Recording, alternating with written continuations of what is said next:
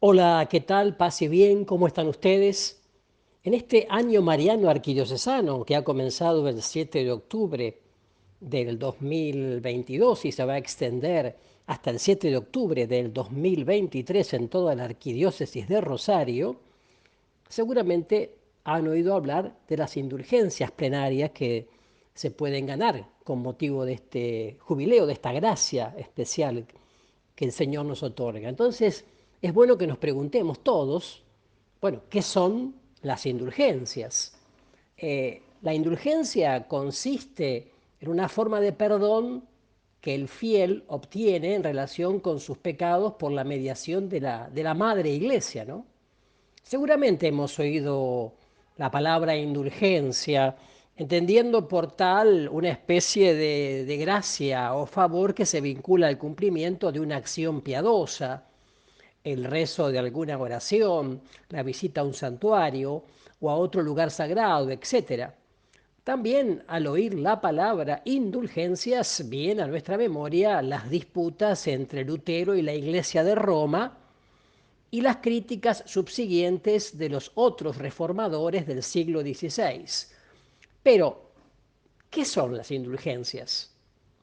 La etimología latina de la palabra puede ayudarnos a situarnos en una pista correcta.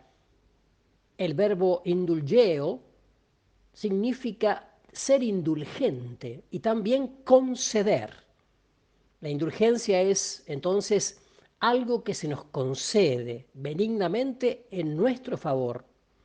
El Catecismo de la Iglesia Católica en el número 1471 dice, con palabras que son del Papa Pablo VI, San Pablo VI, ¿no?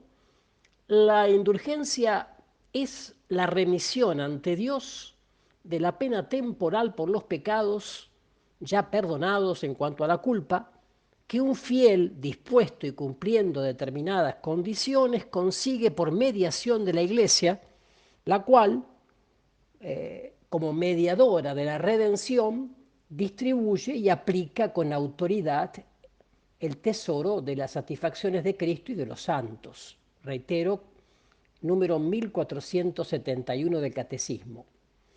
La definición exacta y densa, ¿no? Relaciona tres realidades: la remisión o el perdón, el pecado y la iglesia. La indulgencia consiste en una forma de perdón que el fiel obtiene en relación con sus pecados por la mediación de la iglesia. Ahora, ¿qué es lo que se perdona con la indulgencia?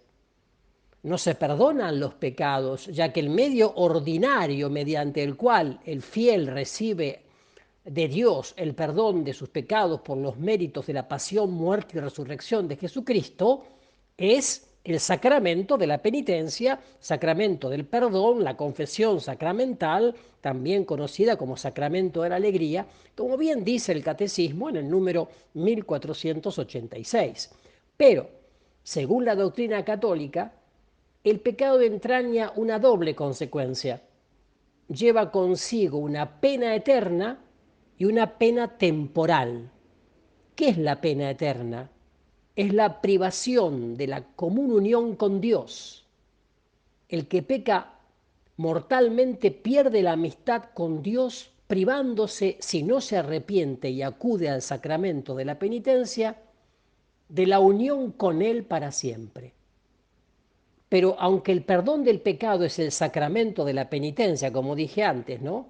La confesión sacramental, y entraña la remisión de la pena eterna por la absolución, ¿no es cierto? Por la absolución.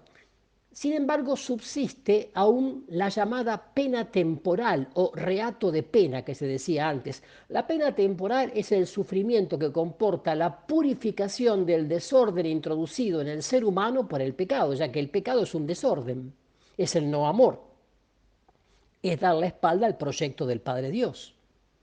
Entonces, esta pena que queda después de haberse perdonado los pecados y absuelto los pecados por el sacramento de la reconciliación, por la confesión sacramental, esta pena ha de purgarse en esta vida o en la otra, en el purgatorio, para que el fiel cristiano quede libre de los rastros que el pecado ha dejado en su vida. Por eso es muy interesante, como siempre digo, saber ofrecer con alegría las pequeñas privaciones o los pequeños dolores físicos, psicológicos o morales, ingratitudes, lo que sea de todos los días, porque claro, eso nos ayuda a purificar nuestra vida y nuestros pecados perdonados y absueltos. Pero a ver, podemos poner una comparación. Imaginemos una intervención quirúrgica, un trasplante de corazón, por ejemplo. El nuevo corazón salva la vida del paciente. Se ve así liberado el enfermo de una muerte segura. Pero cuando ya la operación ha concluido exitosamente e incluso cuando ya está fuera de peligro, subsiste la necesidad de una total recuperación. Es preciso sanar las heridas que el mal funcionamiento del corazón anterior y la misma intervención han causado en el organismo del paciente. Bueno, de igual modo, el pecador que ha sido perdonado de sus culpas, aunque está salvado, es decir, liberado de la pena eterna merecida por sus pecados, tiene aún que restablecerse por completo, sanando las consecuencias del pecado, es decir, purificando las penas temporales merecidas por él, ¿verdad? Entonces, la indulgencia es como un indulto, un perdón gratuito de estas penas temporales. Es como si, tras la intervención quirúrgica y el trasplante del nuevo corazón, se cerrasen de pronto todas las heridas y el paciente se recuperase de una manera rápida y sencilla, ayudado por el cariño de quienes lo cuidan, la atención esmerada que recibe y la eficacia curativa de las medicinas. La Iglesia no es la autora, pero sí la mediadora del perdón de los pecados y del perdón de las penas temporales que entrañan los pecados.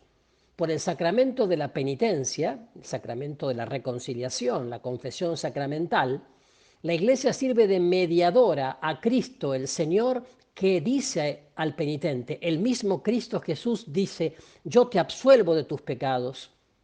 Con la concesión de indulgencias, la Iglesia como madre reparte entre los fieles la medicina eficaz de los méritos de Cristo nuestro Señor, ofrecidos por la humanidad en su encarnación, vida, pasión, muerte y resurrección. Y en ese tesoro precioso de los méritos de Cristo Jesús están incluidos también, porque el Señor los posibilita y hace suyos, las buenas obras de María Santísima y de los santos. Ellos, los santos, son los enfermeros que vuelcan sus cuidados en el ser humano dañado por el pecado para que pueda recuperarse pronto de las marcas dejadas por las heridas. ¿Tiene sentido hablar hoy de las indulgencias? Claro que sí, porque tiene sentido proclamar las maravillas del amor incondicional y gratuito de Dios, manifestado en Cristo Jesús, que recibe, que acoge a cada ser humano por el servicio y ministerio de la Iglesia, para decirle, como le dijo al paralítico, tus pecados están perdonados, toma tu camilla y echa a andar. Él no solo perdona nuestras culpas, sino que también a través de la Iglesia difunde sobre nuestras heridas el bálsamo curativo de sus métodos, de sus méritos infinitos y la desbordante caridad de los santos. Por eso, la penitenciaría apostólica, a pedido de nuestro arzobispo Eduardo, y justamente por una gracia especial del Papa Francisco, teniendo en cuenta esto, concede que durante este año mariano arquidiocesano, del 7 de octubre del 2022 hasta el 7 de octubre del 2023, una indulgencia plenaria que se puede ganar, recibir, por supuesto, siempre con las condiciones habituales: confesión sacramental, comunión eucarística y oración por las intenciones del Santo Padre. A todos los fieles cristianos verdaderamente arrepentidos y movidos por el amor, la cual también podrán aplicar por modo de sufragio a las almas de los fieles que están en el purgatorio. Es decir, yo puedo, en este caso, peregrinar al santuario, iglesia, catedral, orar delante de la Virgen, confesarme, participar de la misa, comulgar y ofrecer eso también en sufragio por algún difunto o por las almas del purgatorio. Por eso se pide que se visite en forma de peregrinación la iglesia catedral de Rosario, santuario, Nuestra Señora del Rosario, y allí participar devotamente en los sagrados ritos, sobre todo en la Santa Misa, o al menos orar ante la imagen de la bienaventurada Virgen María del Santísimo Rosario, protectora celestial, expuesta para la pública veneración por espacio de un tiempo adecuado, meditando piadosas consideraciones, por ejemplo a través del rezo ungido del Santo Rosario, concluyendo siempre con la oración del Padre Nuestro, el credo y además con las invocaciones a la bienaventurada Virgen María. Los ancianos, los enfermos y todos los que por una causa grave no puedan salir de sus casas, igualmente podrán conseguir la indulgencia plenaria si teniendo aversión a cualquier pecado y la intención de cumplir cuanto antes fuera posible las tres condiciones habituales, es decir, confesión sacramental, comunión eucarística y oración por las intenciones del sumo pontífice, se unieran espiritualmente a las celebraciones de la bienaventurada Virgen María, ofreciendo a Dios misericordioso sus oraciones, sus dolencias, o las incomodidades propias de la propia vida, de los achaques, de la ancianidad, de la enfermedad, de lo que sea, ¿verdad? Por lo tanto, también se pide en este decreto firmado por el penitenciario mayor del Vaticano, el cardenal Mauro Piacenza, se pide a los sacerdotes estar disponibles para atender al sacramento de la confesión sacramental, no solo en la iglesia catedral, sino también en todas las parroquias de la arquidiócesis. Bueno, entonces, ¿qué les parece a ustedes? Un año mariano arquidiocesano para que también nosotros, a través del corazón inmaculado de María, nos encontremos con la misericordia del Padre Dios encarnada en Jesucristo y para poder sanar y salvar nuestra propia vida en un proceso de conversión que nos lleve a un encuentro definitivo y total y pleno con Dios Padre, con Dios Hijo y con Dios Espíritu Santo. Entonces, un bendecido año mariano arquidiocesano para todos. Nuestra Señora del Rosario ruega por nosotros. Paz y bien.